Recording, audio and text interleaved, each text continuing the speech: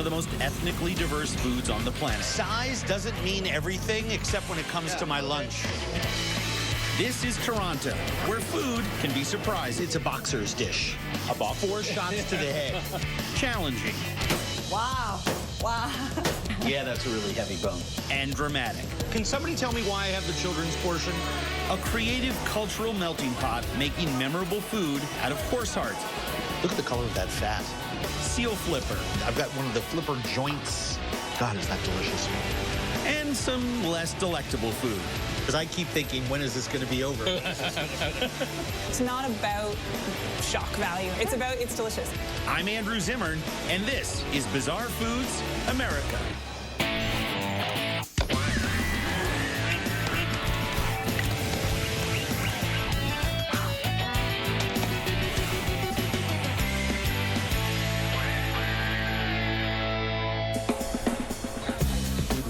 Toronto is not just the financial, cultural, and entertainment capital of Canada. It's also one of the world's most ethnically diverse cities. Over 140 languages and dialects are spoken here, and just over 30% of its 2.7 million residents speak a language other than English or French at home. The fastest growing community is the Chinese. What started as a small pocket of hand laundries a century ago has evolved into 6 distinct Chinatowns scattered across Greater Toronto, each with its own unique character and food experience. There's no better guide to this world of Chinese Canada than Susir Lee. Recognized as one of the world's greatest chefs, Susir is a Hong Kong native with restaurants in 3 countries who embodies Toronto's immigrant experience. Bent is his newest restaurant, blending Asia, Europe, and Latin America. I look at, my cuisine is so diverse. It's like a journey, what I have been learned and travel and absorb all the culture. It's one of the things that I love about your food is that it's not trying to prove a point, it's telling a story. It has to have a story with making what you do. It does have to have a story. Susir's stories are those of cultural transformation. His signature dish is his Singapore slaw, a blend of over 24 ingredients. It's based on a New Year's dish he loved growing up in Hong Kong. Now, Torontonians can celebrate it every day. The ultimate Asia meets Canada experience is Susir's Chinese-style braised short rib.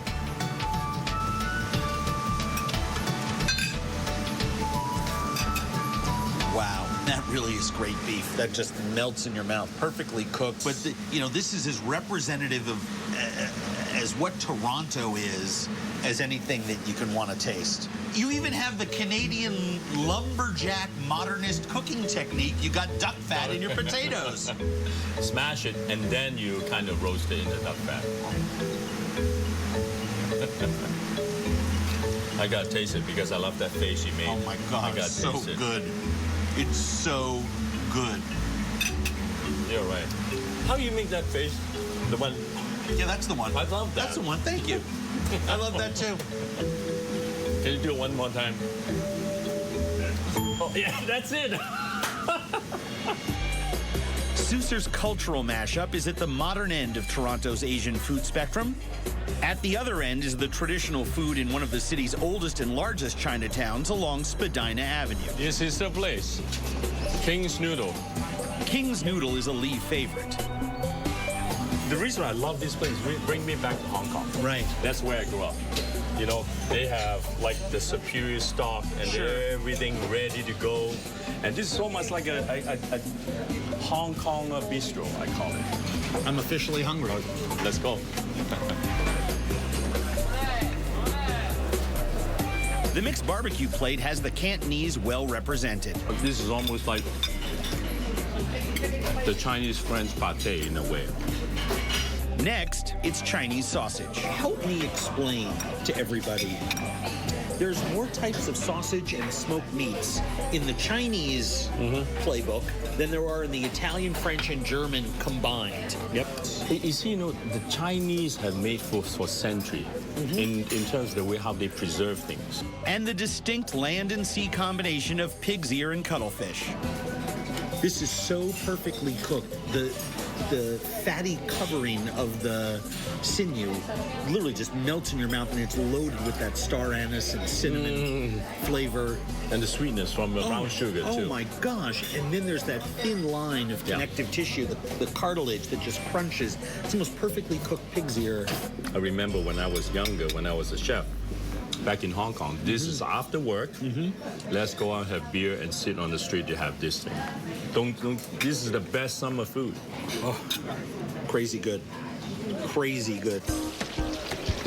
The noodle dishes are epic. They've mastered techniques like cooking egg noodle by moving them back and forth between hot and cold water until they achieve the perfect texture. Rice noodle comes in a myriad of styles. The best version is with melting beef tendon. Very good choice of noodle because of, again, right, the texture, softness, that's not disturbing your chewingness. So it's double chewy. Double softness, double softness. It's so kind of like tender but chewy at the same time. This is the ingredient that for all the people out there, if you love bone marrow and if you're ordering it at the gastro pub around the corner, stop ordering it. Go to a Chinese restaurant and have the beef tendon. It's got twice the flavor, much better texture, and it's got all of that fatty feel that you want. The food here reflects the diversity of Chinese and Canadian cosmopolitan culture. Lap noodles are a comforting grandmother's dish that gets its name from the way the noodles are rolled on grandma's lap to achieve their torpedo shape. It's almost like a gnocchi in a way, but they're almost like a thinner gnocchi. King's Noodles serves Malay-style bitter melon with duck egg yolk, made with the best quality Canadian ingredients. Wow. So it's so simple looking, but it's so sophisticated. Oh my What I love God! about it. But it's a boxer's dish. A boxer? 4 shots to the head. And then the 11 is There's done. no confusion. No, but you know how if when you taste the lap noodle, there's so many ingredients and flavors and textures, your mind has to unwind it like a ball of thread. This is bam, bam, bam, bam. No shyness. Vegetable, egg yolk, bitter I'm melon, here. Garlic. bang, garlic sesame, done. There's bigger and better food to be found in Toronto's Chinatowns. Come on, this is crazy. And later, a taste of a traditional Canadian delicacy. Okay, this is the seal flipper. There's food that renders me literally speechless.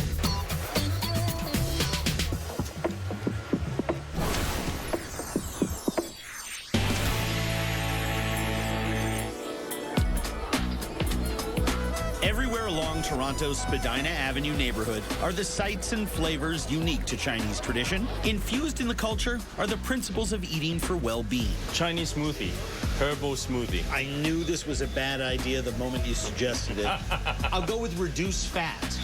Oh yeah, okay. 降低三 And in Toronto, that philosophy takes on a new trend.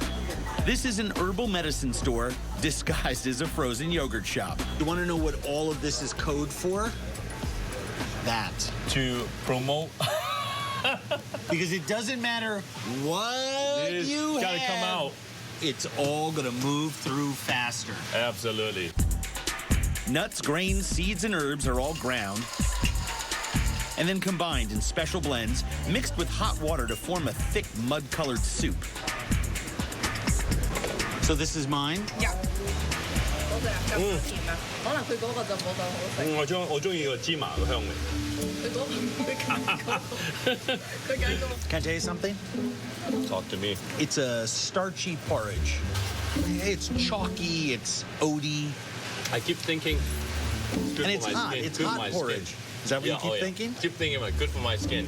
Because I keep thinking, when is this going to be over? When is this going to be over? I'll tell you something. Ground, pulverized arrowroot, sesame, hawthorn, and yam with a little bit of ginkgo. Never tasted so awful in all of my life. I know why this reduces fat, because it blocks your stomach. So I mean, already You don't eat anything. already my duodenum is clenching, saying, "Please, no more." Oh my God, just.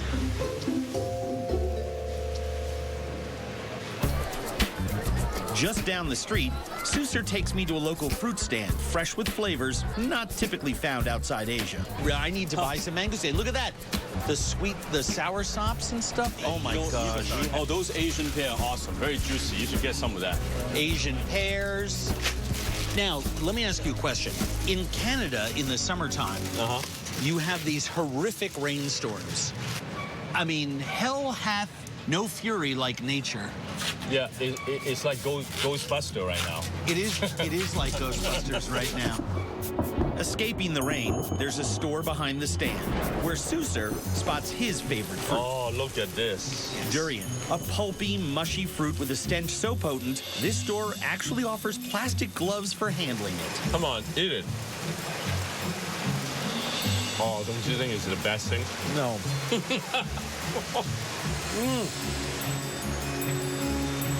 Do you see that kid that just ran by there in the rain? What did he do? I'd rather eat his shoes and underwear than finish. This is just It's kind of weird. It's shoe and underwear. together. Oh my God, it's so awesome. You know what, right now, I feel like I'm back in Southeast Asia right now. In this moment, there's rain, there's a storm out there, and there's durian. And I we're feel like trapped here and we're just eating our weight in fruit. Once the typhoon clears, Susur and I put the top down and head out to another of Greater Toronto's 6 distinct Chinatowns, suburban Markham. well, you can tell it's like a new migration. Yeah. See, there's no high rise. Suburbs. It's like the fusion of Chinatown right here. It's like, you know, East meet West right here. Sure. Well, it's still very Chinese. Of course, it's 100% Chinese. That's a perfect description of the food that you'll find at places like Fishman Lobster Clubhouse, a Chinese restaurant serving fresh Canadian fish and shellfish in a big way. That is lunch. You expect this kind of display at a waterfront restaurant in Hong Kong, not in a Canadian strip mall. Here, you can order off the menu or simply point and eat. This is a big fat eel. Love it. Look at that. Size doesn't mean everything except when it comes to my lunch.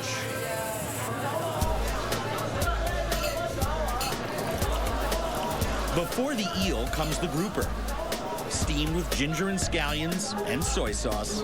The cheek and the eye, especially with this kind of fish, go together so beautifully because this has got all of that sort of bone marrowy, fatty stuff, and then the cheek is so lean. So it's not gratuitous at all. They're actually meant to be eaten together. Oh, absolutely. How to eat. You know, without knowing how to eat, you just don't get that enjoyment. I gotta get some of This that. is out of control. That immense king crab arrives served 3 ways. A tower of crab legs, fried with chilies and garlic, crab fried rice, made with and served in the head, and the knuckles, split and steamed with salted duck egg yolk. And you see this juice is actually coming from the egg white. Oh They my have a little bit of gosh. that steam egg white in the bottom and give a very nice texture. The combination of crab, scallion, salted egg, duck egg, Egg white. it makes the crab so much sweeter. And happily died. In Toronto's largest ethnic community, they mass produce amazing food by hand. This is clearly something that Yep. they've done a couple of times before. Oh, for sure. From there, it's on to a tiny kitchen with the best blood and horse heart in town. But it's not about shock value. It's about it's delicious.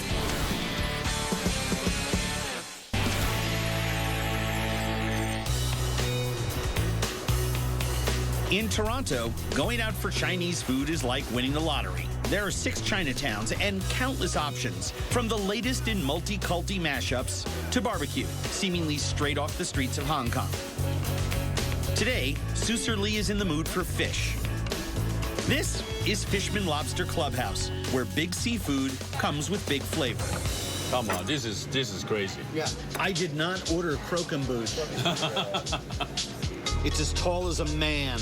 The 13-pound lobster is twice cooked while still in the shell, fried in shellfish oil, then wok-tossed. It's an interpretation of a traditional Hakka dish served up by groups of fishermen living along China's southeastern coast. The Hakka is a boat people dish. Yeah. So you have lots of fried garlic, and also, you know, they have little pieces of little white smelt. They've been crispy. oh my You can God. see their little eye. Oh my gosh. And it's so cute and it tastes so good. Look at the little eyes on the fish. I thought they were potato. It was little Strings. fish. They call That them is fantastic. This is traditional Chinese food taken to a new level, in more ways than one. The sweetness of the lobster, despite the chilies, is so insanely lobstery. When the eel comes around, Oh, wow. it looks almost too good to eat. It looks like a chrysanthemum flower. Local eel from Quebec is given the imperial treatment with this dish. And it's done with black beans. My favorite way to have the Eel. The eel's own fat emulsifies into the black bean sauce. Some of the meat crisps in that fat, some is steamed, right on the plate. and look at the treatments with the skin. Here's from the belly. You can see the fat where the skin has split away. That's ridiculous. The food here at Fishman shows an evolution from traditional Chinese to something new, Canadian Chinese, which Susur is bringing to Toronto today. The Canadian Chinese cultural blend can clearly be experienced at Susur's Bent, named for and designed by his wife. Here, his sons Kai and Levi are helping to direct the family business. Was there ever any thought to doing something other than being in this business? He Just always curious. told us that he'd support us in whatever we do, but he'd be working in the kitchen. We were like 5, I was 5 and he was 7. He'd give us pizza dough and we'd play over on the floor in the corner. So we literally grew up in the business. Sure. Susur's sampling plate is an international mashup filtered through a Chinese sensibility. Pressed octopus with Mediterranean influences of pomegranate and lentil vinaigrette, soy and balsamic vinegar.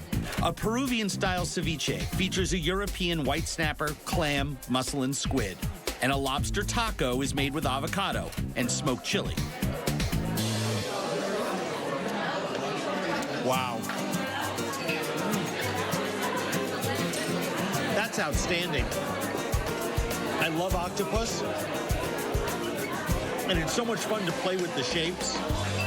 Susur is still the boss, but his sons are starting to influence choices about what goes on the menu. It's a classic immigrant success story, where the next chapter is always being written. And you got a great family. That's a beautiful thing. It's a beautiful Very thing. beautiful You know, thing, yeah. you basically created yourself out of a job, I think. That's the goal. And that leaves only one last question. Where are we going to eat tomorrow? Toronto's diversity as a food town is everywhere you turn. Streets, neighborhoods, and here at the giant-sized St. Lawrence Market. There are more than 100 vendors spread across 3 floors and 2 buildings. A lot of this is aimed at the tourist crowd, but the true flavors of Canada are here if you look hard enough.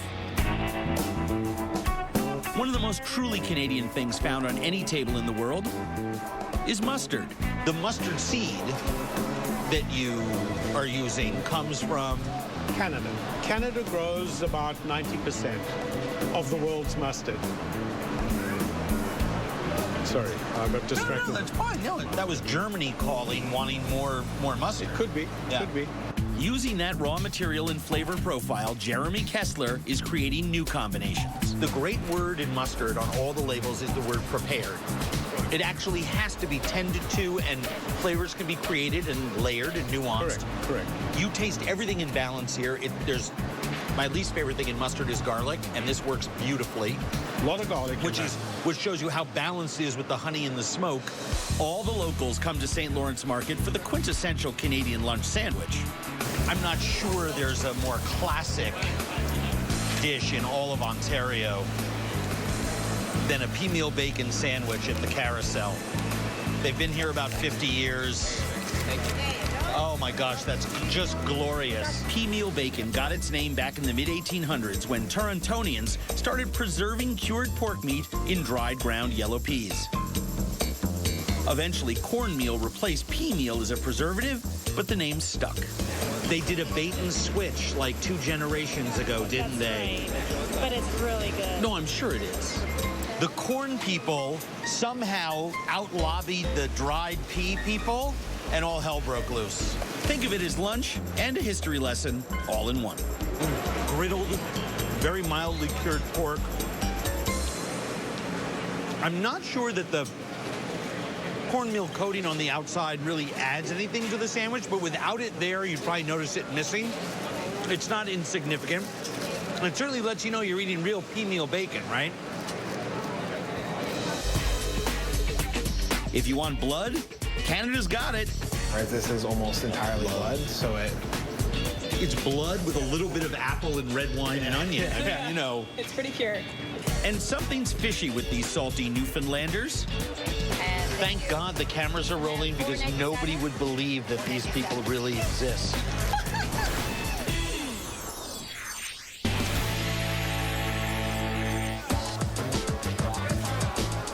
Amid the teeming diversity of Toronto, the biggest ethnic minority, 13% of Toronto's 2.7 million people, is from South Asia. Each July, the Festival of South Asia draws huge crowds to celebrate Indian culture and cuisine. I have to tell you, my food radar is in full, you know, engaged incoming missile mode. All right. Shalini Chef is a second-generation Indo-Canadian who knows where to find the best curried goat at the festival. Served with a stunning naan and topped with mint chutney. Man, is that delicious. So what's the family business? The family business is all East Indian snacks and sweets. Surati Sweet Mart. Surati Sweet Mart is one of the biggest suppliers of Indian treats, not just for Canada, but throughout the world. Shalini is director of operations. She grew up in this company, literally. So when everyone came here, we started to cook in our kitchen and started to sell it, and it just blossomed from there. Wow.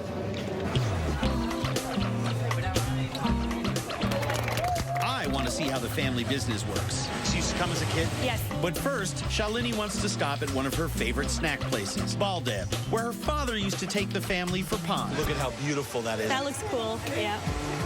Pan is a popular symbol of hospitality that you almost never see outside of South Asia. Everything for me just got a lot better. It's a betel leaf, filled with candied seeds and spices to freshen your breath and help with digestion. This one's a mouthful of fennel, cardamom, coconut, mint, dates, and rose petal jams. Ah, fantastic. Now there's a methodology here, right? Yes, there is. I'll show you. So first, you start, and you put the one corner in your mouth, The open corner. the open corner in your Yeah. mouth, and then you strategically stuff it with your fingers the rest of the way. Ready? I want to see you do it. Yeah, that's okay. There you go. Good?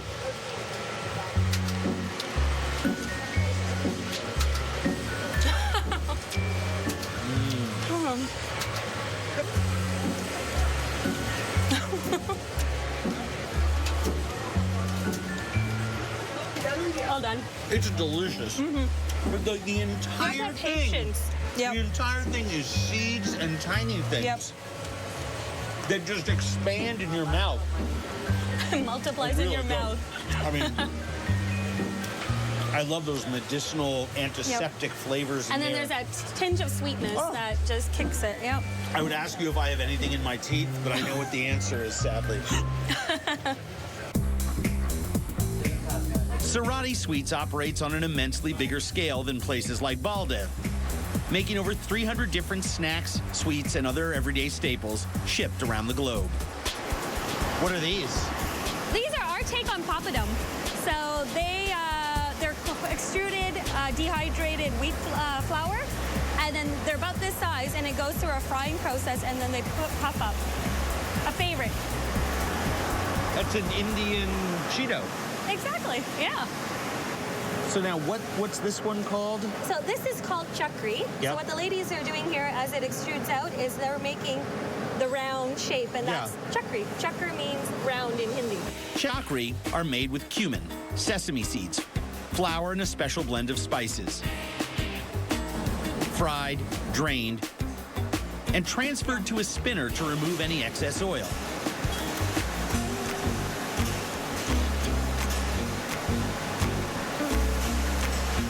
What do you think? I love the peppery heat. I love the cumin. I love that crunch. The crunch? It's so brittle. I love it. Yeah. The mouthfeel is just extraordinary. Sarati has one foot in 21st century Toronto and the other in 14th century Bombay. This is clearly something that they've done a couple of times before. Oh, for sure. When it comes to making traditional Indian stuffed pastry, samosas, alongside high-tech machines, there are women working the old school way, by hand, using an original recipe handed down for generations. See, and I love this. To the uninitiated, it looks like they're just putting it onto the finishing tray, but they're actually inspecting it in little 1 pound, batches. 2 pound batches. It has to be uniform. Every bite has the same taste. Same volume of pea, carrot, potato, and most importantly, I guess, seasoning. Exactly. The samosas are stuffed, sealed with a flour and water paste. Then each one is placed on a tray and then fried. Nearly 10,000 samosas are made here every week, each one by hand. They're stunningly made. I mean, they really are. Yeah. That's a beauty. So What's that? A little bit of tamarind? That's the tamarind chutney that you have to have it with. Yeah. It's not the same without it, and enjoy.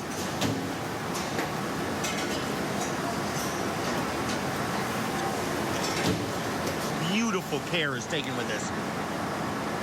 The flavor of this samosa is, it's the best I've had in America. And for the purposes of our Canadian shows, when I say America, I mean North America. And that's just outstanding.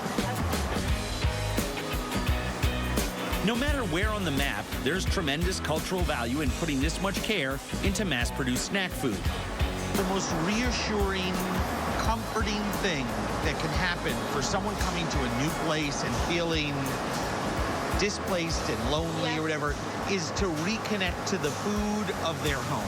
And it's also showing that next generation who may not necessarily be born in India, that they get a part of their culture too. So, you know, they have a bit of that Indian food that they can make, and I can bring it home, and my daughter has Indian food. I don't want her to lose sight of that either.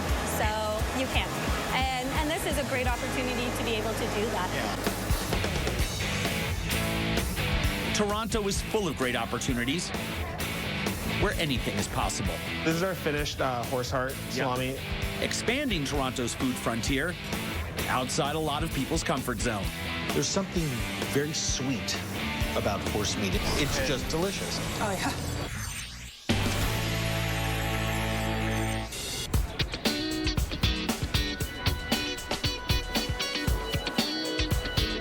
One of the most important players in the Toronto food scene, a revolutionary restaurateur who has literally changed the way Toronto eats, is Jen Ag.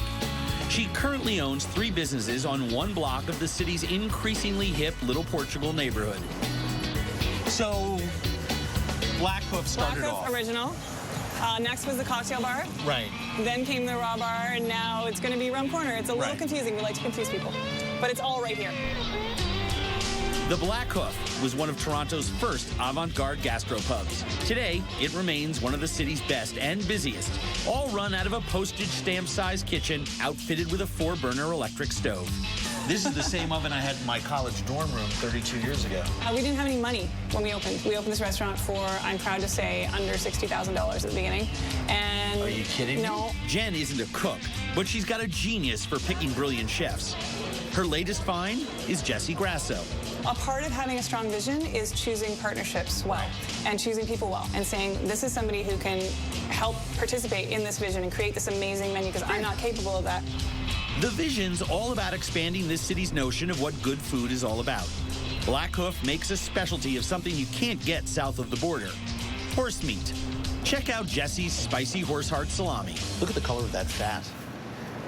Yeah, That's the a fat ends up being stunner. like very yellow on the horse hearts, whereas like beef hearts are way like a stark white. Oh, yeah. So it's really interesting. Absolutely. And you know, this whole family of foods that you seem to sort of energize the city around, is that conscious, not conscious? Absolutely, but it's not about shock value and like, have a horse heart. It's about, it's delicious. And it always starts with delicious and ends with delicious. So if these things didn't taste good, we wouldn't serve them. Yep. That's it. Jesse grinds up the heart muscle, blends it with some pork fat and some spices, and then hangs it up to dry cure for nearly 2 months. This is our finished horse heart salami. We call it spicy horse heart. There it is. Oh, it's a stunner. See the bits of pork fat in it, and also the horse fat. This is great. All right. That's beautiful. What do you season with? Cayenne, a little bit of chili, cloves, and cinnamon. Cloves, beautiful. It has a really nice cinnamon background. is nice clove. with it. Yeah. And it's so gentle. Jesse uses horse shoulder for a dish he calls horse carne salad. A carpaccio, really, seasoned with lemon zest, thyme, peppercorn, and juniper. The plate is finished with a little olive oil, pine nuts, pickled ramps, and watercress. I love food. Oh, that's nice. That's really nice. Yeah, I mean, this was a technique I learned with beef, but then we just figured that why wouldn't it work with horse? And I think it's Beautifully. way better than it ever was with beef. There's something very sweet about horse meat and greatly textured, and even with the amount of lean in it, it just takes so well to so many different cooking techniques. I wish more people would try it. In America, we're having a big crisis of conscience right now in regards to horse, and some of us have very publicly said we need to be eating more for a whole bunch of reasons. What are you hearing from your customers that you would tell people in the United States that are curious? I think a lot of people come in here wanting to eat horse because of a shock value thing, but then leave realizing that it's just delicious. It's just delicious. The Black Hoof is pushing another culinary envelope with Jesse's blood pudding. He reassures first-timers by seasoning the pig blood with onion, apples, bacon, and spices. That smells so good already. Anyone who really likes pork blood really enjoys it, but it also is pretty easy for people who thought they hated pork blood. Sure. Because it has that kind of sweetness and smokiness that they're not used to tasting. Well, that's what gets people across the river a little bit. I mean, it's the shallow end of the pool. Yeah. You love it, don't you? It's totally fun. It's my life. Once the Canadian sofrito is cooked, the mixture is pureed, poured into a tureen, and then baked in the oven for about 15 minutes. Once cooled, the loaf can be sliced, toasted in the oven, and topped with a gastrique made with sherry vinegar and Dr. Pepper. But for those at home, a gastrique is a syrup. Yeah, usually vinegar and some kind of sweetener, in most cases sugar, and a piece of classic French cookery. Yeah, I think it's slightly less classically French with the Dr. Pepper, but... What would be le Dr. Pepper? Jesse serves his pork blood terrine with ketchup chips, a potato chip flavored with powdered ketchup. The pudding has a rich, flinty taste with a mild, fruity finish, but the texture is light as a pillow. Whenever we serve this, we always suggest to people to treat it like chips and dip and to use the chips to take the blood pudding, and it really tastes great like that. Yeah, and I think a lot of blood sausages have ground pork in it, whereas this is almost entirely blood, so It's blood with a little bit of apple and red wine and onion. I mean, you know. It's pretty pure.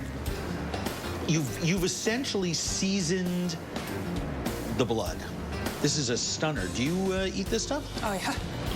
My mouth's actually watering. Oh, my God. I haven't had it in a while. Incredible.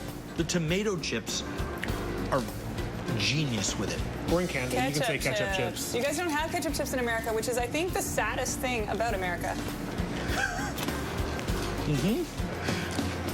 Oh, yeah. Jen's already got another restaurant in the works. She and her husband, Roland, are converting what used to be her seafood raw bar concept into Rum Corner, a casual hangout serving Haitian home cooking in the style of Roland's homeland.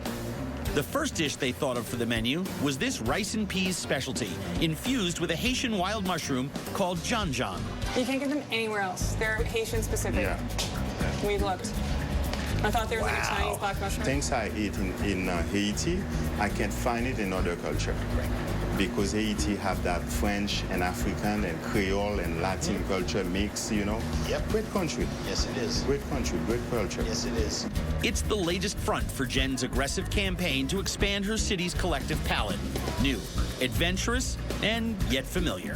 There's something about a humble dish of rice and peas that, first of all, we can all relate to. It's just really good, and it's comfort food of the highest order.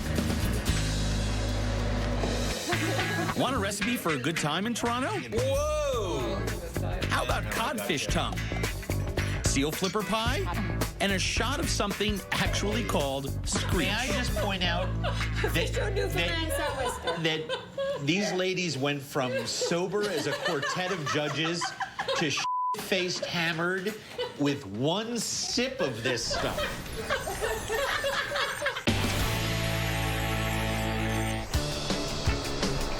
Toronto is a city rich with cultural appeal as well as a magnet for immigrants from inside Canada, too. It's home to the country's largest group of Newfoundland expats, including Tina Dobbin. Tina's a mother of 4 who never stopped cooking the foods of her coastal culture, and today she's going to cook them for me. We've come to the Pickering Market, just east of Toronto, to shop at the aptly named A Taste of Newfoundland for our quintessential Newfoundland feast. So, Is that a traditional Newfie greeting? You don't want to know what a traditional Newfie greeting is, as we tell people off really fast. Really? Oh, yeah. The store's feisty owner, Caroline Wilson, moved to Toronto from Newfoundland 30 years ago and has run this Newfie product import stand for over a decade. This is where I'm from. Hold down the coast. Newfoundland is a rocky, windswept island on Canada's easternmost coast. It's still a place where people fish for a living, hunt moose and seal to eat, and have a great knack for naming places. Every single name on the map is like something out of a fairy tale. I mean, I just love places in the world like this where every We have single... our own mug called Famous Newfoundland Towns. So Tell them there's only a place called Dildo as well. I'm underneath a dildo. It is there. Dildo. The 200,000 Newfies living in the greater Toronto area all hunger for a taste of home. Caroline makes that happen with a store stocked with such Newfoundland delicacies as brine mussels, salted meats, and fish. And what are these that smell so good? These are capelin. It's similar to smelt. Sure. So fresh, or I have some salted, or these are smoked. They smell delicious. You're eating the head. Well, you can eat the whole thing. It is, yeah. My dad eats it. I like them too. I do. Yeah. That's delicious. Very salty, right? But it's nice. Well, It's nice. salty, smoky, Newfoundland, fishy is- salty, yeah. Yeah, That's what I'm all about. Caitlin, you like the salt, do you? I do. Do you like salty women? I do. I like salty women You like feisty women who like live near the town of Caroline, Dildo. This is traditional Newfie food, adopted from the necessity to survive harsh winters and long fishing voyages. What are we going to get here?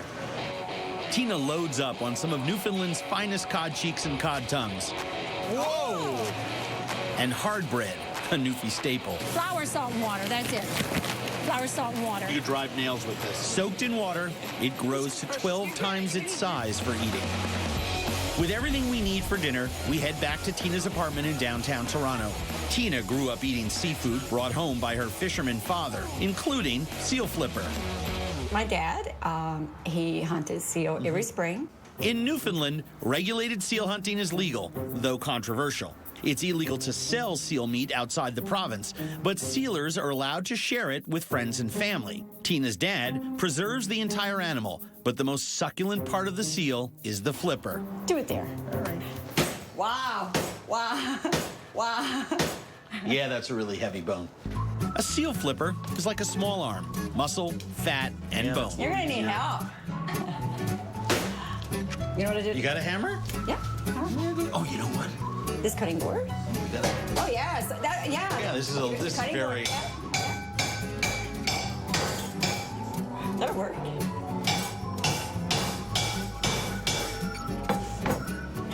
Perfect. Those are beautiful. Mm-hmm.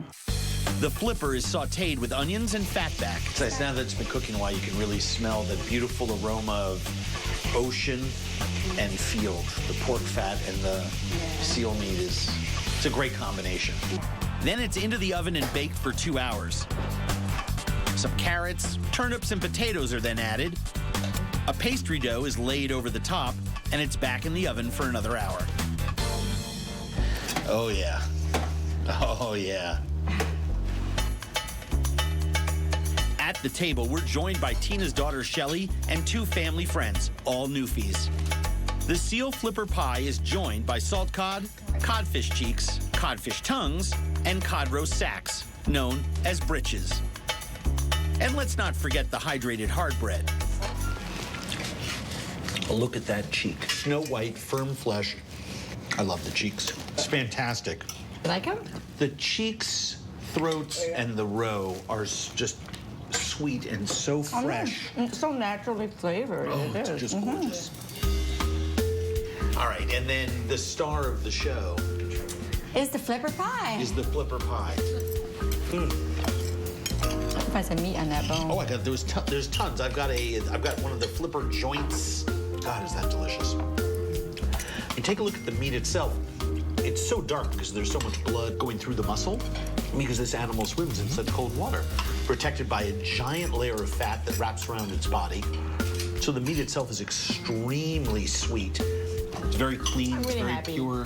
that you enjoyed it. Oh, enjoyed it. I didn't enjoy it. I loved it. I really Seriously, get pleasure out of cooking this food for people who enjoy it. I really do. you can see and hear and experience the culture of Newfoundland through the food. Oh, dear Lord. After dinner comes the Screech, a brand of rum from Jamaica that Newfie fishermen have been trading codfish for since the 1700s. This is a Newfoundland tradition where the women screech and the men are scared. Then, moments later, Yeah, us having some Newfie Screech. Yes, it's very good. It's good morning this morning. It's not a nice morning as it was this morning. Some camming.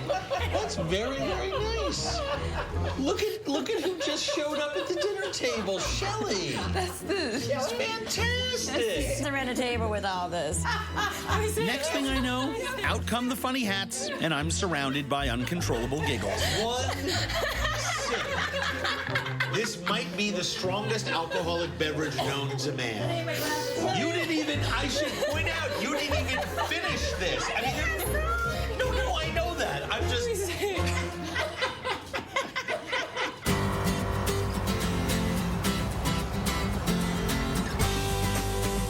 From traditional Canadian fare to modernist cuisine, Toronto is an international food mecca surrounded by incomparable natural resources, made even richer by the ever-growing number and diversity of its immigrant communities, vigorously embracing a future that's going to be thrilling to watch continue to grow and mature.